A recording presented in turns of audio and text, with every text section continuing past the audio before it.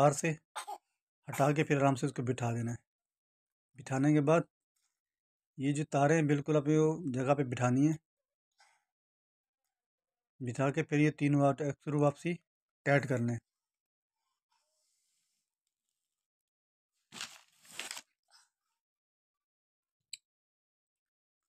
बिल्कुल अच्छी तरीके से इनको टाइट करना है।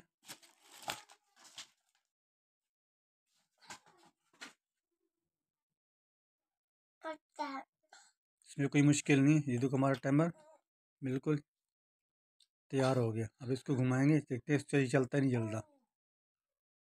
ये चल गया हमारा टाइमर, बिल्कुल ओके चल रहा है। ये गरारी देखो घूम रही है। तैयार हो गया हमारा टाइमर।